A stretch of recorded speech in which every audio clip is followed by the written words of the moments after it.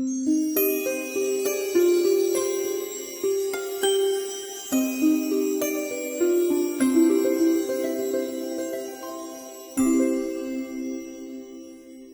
پرواز میکنم تو آسمون ها. زندگی من همینه. از این برتر چیزی نیست. منتها خب متاسفانه بقیه مردم به اینها توجه ندارن، به ظواهر زندگی. نمیدونن که زندگی کردن با روان نیاکان و آشنا شدن با جان نیاکان و زبانشون چقدر زیباست. من تمام مدت زندگی همین از بچگی بودم. روانشناس پدرم من ببینید که چه قیافه‌ای داشت، چه جهان گشته‌ای بوده و من اینطور تربیت کردم.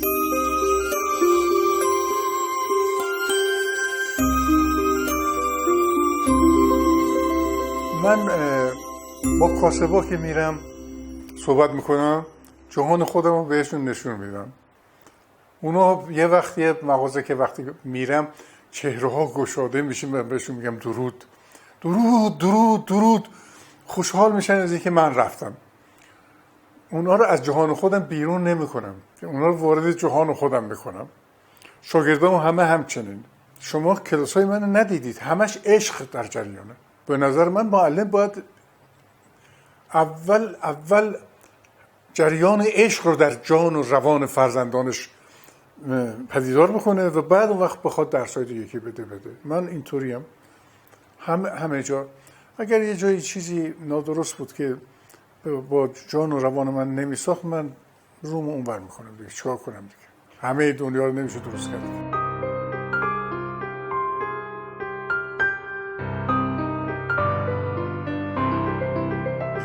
دنیای پژوهش مثل یه اقیانوسیه که یک نفر با دوربینی که زیر آب میتونه نگاه کنه داره زیر این امواج حرکت میکنه. شما دیدید حتما ماهی‌های بزرگ، نهنگ‌ها کوچکتر، کرم حرکت میکنه. اینا همه این دنیا رو وقتی که این آب به چشمش نره، همه این دنیای زیبا رو زیر اقیانوس میبینه. و در پژوهش به خصوص فرهنگ ایران، چون کشورهای دیگه این گستردگی رو ندارن در فرهنگ هیچ کدومشون، مثلا فرض کنید فرانسه، انگلیس، آلمان، ابداً 1/100 ایران نیستن. اون وقت ما وقتی که این نگاه میکنیم این در حقیقت حرکت و جنبش و زیبایی رو، خب برخوردار میشیم دیگه.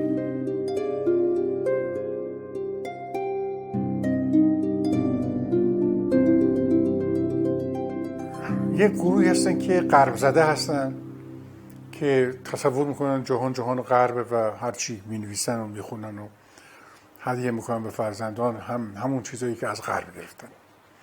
یک گروه هستن که عرب زده هستن که فکر میکنن که همه چیز از مال عرب بوده، در حالی که هر چی که عرب داره به گونه خوب از ایران بوده. یعنی بزرگان ایران بودن که رفتن برای اعراب دستور نوشتن، شعر گفتن، چیکار کردن. از عرب چیزی نیست.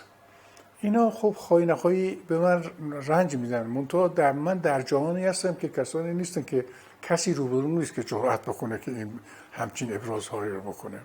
و من خودم هم در جلسات و اینها که شرکت ندارم، همش در بنیاد هستم با فرزندان ایران هستم، یا اینکه مرتبا دعوت میشه از شهرستان ها، دانشگاه ها، میرم سخنرانی میکنم برمیگردم. اون سخنرانی اون چیزی است که من خودم پژوهش کردم، خودم خواستم، جهان خودم بوده، در حقیقت ارائه کردم به شنوندگان و برگشتم. یعنی در حقیقت یک چنین مبارزه‌ای و مواجهه‌ای بین من و دیگران نیست.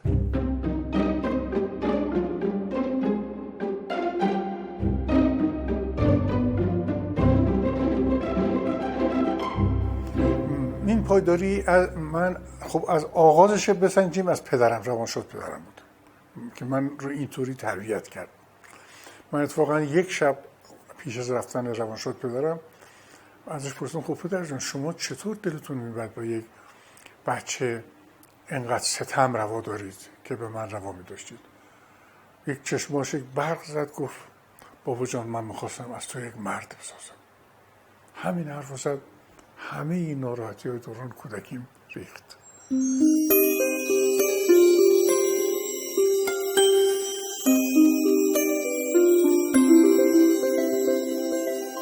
ثابت کردم که یک مهاجرت از ایران به سوی کره انجام گرفته، ولی شما میدونید که نژاد زرد و نژاد سفید وقتی با هم آموزش کنن بچهشون حتما زردپوست میشه. میدونید یا نه؟ نژاد سفید و سیاه هم اگر آموزش کنن حتما بچه سیاه‌پوست میشه. بنابراین یک مهاجرتی از ایران به سوی کره رفته، منتها اونجا که رفتن دیگه همه باز دو مرتبه زردپوست شدن. اما خیلی آثار هست در کره که نشون میده که متعلق به ایرانه. خب من اینا رو در کتاب داستان جهان دفتر دوم شرح دادم. بعد خب یک شاگردی دارم که الان استاد، خانم بصیری، او رفت این موضوع رو خیلی تحقیق کرد و خیلی خیلی قشنگ گسترده تر از اون چیزی که من گفتم تو کتابش آورد. منتها اینقدر وفاداره که کتابش رو چاپ نکرده تا من دفتر دوم داستان ایران رو چاپ کنم. اون وقت بعداً اون کتاب خود چاپ. در بعضی از مواردم چرا اون در زمینه شناخت کره باز با من صحبت کرد.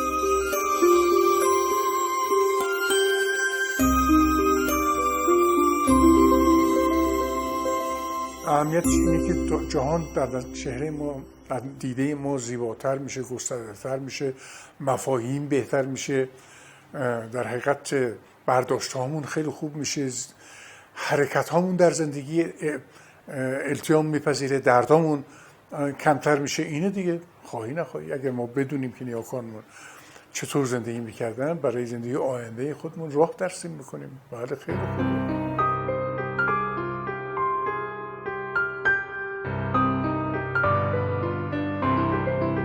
به نظر من اون سازمان جهانی که در همه جا، نمیخوام نام ببرم، که در همه جا چیز میکنه، در ایران رشد کرده. همونطور که به شما گفتم مثلا فروغی و کیوکو که اینا اونا نمیذارن، از ایران میترسن. وقتی که بفهمن که دانشجو ایرانی همه میبینه پایه همه این دانشجو در ایران بوده، دیگه نیازی به غرب نداره که. اونا از این میترسن. اونا میخوان که الان جهان غرب رو قبلگاه فرهنگ جهان بکنن، در حالی که این قبلگاه ایرانه.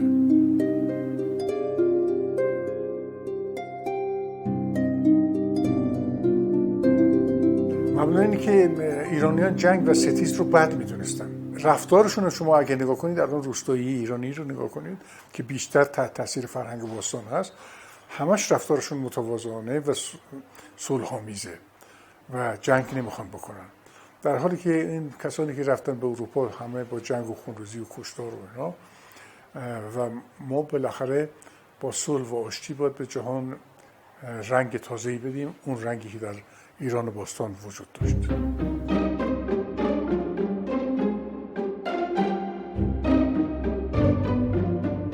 زبان مادر بزرگیه که برای بخشی از واژه‌هاش تو زبان در حقیقت نوزادان روان هست.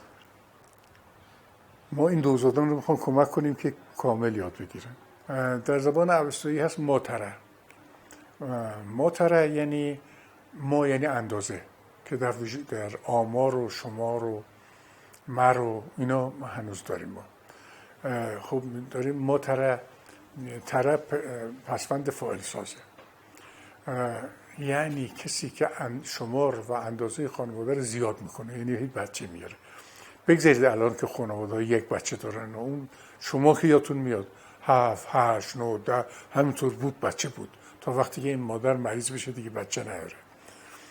این شمار خانواده رو زیاد میکرد مادر. خب ماترت شد، در پهلوی شد ماتر، در فارسی شد مادر، در دامغان و کرمان و شیراز شد مادر، در انگلیسی شد مادر، در گیلان شد مار، در فرانسه شد مر. ببینید اینا حرکت کرده اومده، تغییر پیدا کرده اومده، رفته به زبان‌های اروپایی. خب خیلی خوبه که ما اگر یه میوه یک درخت رو میخوریم بدونیم ریشهش چیکار میکنه، پیوند این میوه با ریشه چی بوده. این خیلی خیلی خوبه و اینم کهن‌ترین زبان آریایی جهانه که البته اروپا الان میگن کهن‌ترین هند اروپایی است، که بیخود میگن از 50 60 سال پیش. اینجا من یک چیزی برای شما میگم از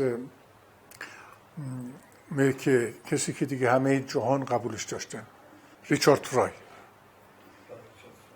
من در استرالیا رفته بودم برای سخنرانی درباره ایران و فرهنگ ایران باستان. بعد از اینکه سخنرانی من همون که شد که خیلی شگفت زده شدن همه، رئیس جلسه از ریچارد فرای پرسید که استاد نظر شما راجع به این سخنرانی چیه؟ بعد اون یه چیزایی گفت در هم که زیاد همچین زیادم به سخنرانی من ارتباط نداشت. گفتم خب آقای استاد فرای، من از شما یه پرسش دارم. گفت بفرمایید. گفتم که شما میدونید چون سنتون ایجاب میکنه، زمانی بود که میگفتن زبان آریایی، بعد اروپا تصمیم گرفت که این زبان آریایی رو بکنه هند اروپایی. شما چرا این تغییر رو در جهان غرب انجام دادید؟ گفت آخه به علت اینکه کسانی که به دو سوی این جا رفتن که اروپا و هند بود گفتیم هند اروپایی. گفتم اگه اینجوریه بگین آمریکایی و استرالیایی، چون این دو سو گسترده تر شد. گفت نه اون زمان که آمریکا و استرالیا نبود. گفتم نه اون زمان هم نه هند بود نه اروپا بود. سرش ریچارد فرای انداخت.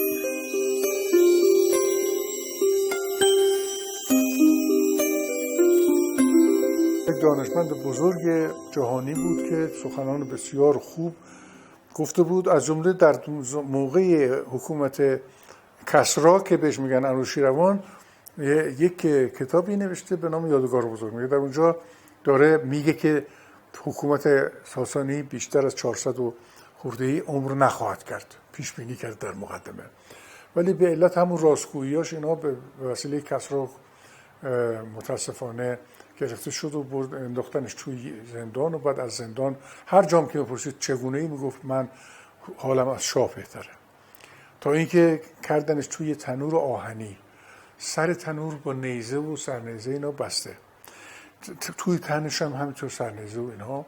این تنور آهنی رو تو هوای تیزفون توی یه تنور آهنی بدبخت بذارن حبسش کنن، سرش فقط بیرون باشه، داغ عرق ریزان. باز پرسید چطوری؟ گفت که حال من از روز من از روز شاه بهتره. گفت بریم بکشه. اگه میکشتنش البته بهتر بود، برای که هم مرتبا درد داشت دیگه. گفت که برای چی این حرف رو میزنی؟ گفت که غم و شادمانی بیگمان بگذرد، روان شاهه که باید کیفر بلد، باید پاسخ بده. تو باید پاسخ بدی که چه کارهای زشتی کردی. بالاخره این رو کشتنش، این دانشمند بزرگ رو که گفتارهای بسیار بسیار زیبایی گفته. پس از 600 700 سال میبینیم سعدی اندکی به راه او رفته، اونم همونجور گفتارهای کوتاه بسیار پرمغز، خیلی خیلی خوب گفته. مرد بسیار بزرگی بود، به طوری که این پرده آهنینی که بین ایران پیش از اسلام و بعد از اسلام افکندن که ما جدا کرده از هم، تنها کسی که در ایران اسلامی مورد ستایش هست همون بزرگمهره. یعنی میبینیم که همه جا میگن بوزرجمهر حکیم، بوزرجمهر حکیم، هیچ کس به بدی ازش یاد نمیکنه.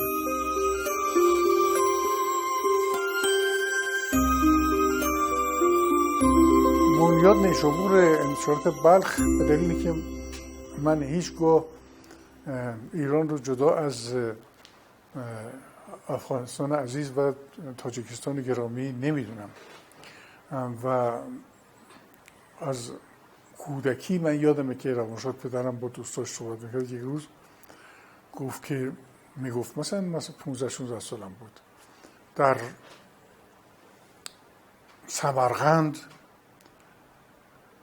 بیرون دروازه ایستاده بودیم، بیرون دروازه بخارا ایستاده بودیم، کاروان هرات از دور میومد، برق میزد چشماش. بعد من میلرزیدم اونطور که خدایا ممکنه یه وقت منم برم سمرقند دروازه بخارا رو ببینم، کاروان هرات رو ببینم. از کودکی با جهان بزرگ پدرم من آشنا بودم و اینها رو جدا از ایران الانم نیستن به نظر من. حالا حکومت جداست باشه، ولی فرهنگمون یکیه، نیاکانمون یکیه، افتخاراتمون یکیه. بنابراین نشر بلخ گذاشتم و فکرم کرده بودم که اگر یک یه وقتی کتاب فروشی داشته باشیم اونو بذاریم کتاب فروشی بخارا. و ضمناً همون اوایلی که تاجیکستان رهایی پیدا کرده بود از دام کمونیسم، ما در اینجا با یک عده از برادران افغانستانی و یکی دو نفر از تاجیکستانی یک جلساتی داشتیم به نام شب‌های فرهنگی ایران افغانستان تاجیکستان. این جلسات ادامه داشت تا وقتی که احمدشاه مسعود کشته شد و اون فجایع در کابل اتفاق افتاد. و در اون سو هم همینطور دیگه دوستانی من داشتم که مثلا شما اگر اون تابلو بالا رو نگاه کنید، در اون تابلو یک گروهی نشستند که از دست راست بسنجیم یک نفر از افغانستان، از ادیبان شاعران افغانستان که اتفاقا جایزه شعر سازمان ملل هم گرفت. و بعد یک رئیس انجمن زرتشتیان انگلستانه. بعد از این استاد محمد عاصمی، استاد بزرگ تاجیکستان، رئیس آکادمی علوم زمان خودش در تاجیکستان بود. من خدمتگزار که رئیس جلسه بودم. اینور خانم گلرخساره که شاعر بزرگ تاجیک اسمش شنیدم. این طرف بزرگترین استاد ادبیات تاجیکستان استاد محمد جان شکوری بود که اونم تقریبا 3-4 سال پیش از 5-6 سال پیش از جهان رفت. میبینید که یک همچین گرایشی بود، یک همچین پیوندی بود بین ما و افغانستان و تاجیکستان. اینها متاسفانه کشته شدن اکثر اینا، یا مردن، یا مثلا همین استاد محمد عاصمی رو صدا زدن توی یک کاروانسرای خرابه که ازش یه چیزی سوال کنن، روی یک صندلی نشوندنش زدن. هیچ، برای که استاد بزرگی بود، حکومت فعلی ازش ناراحت بود.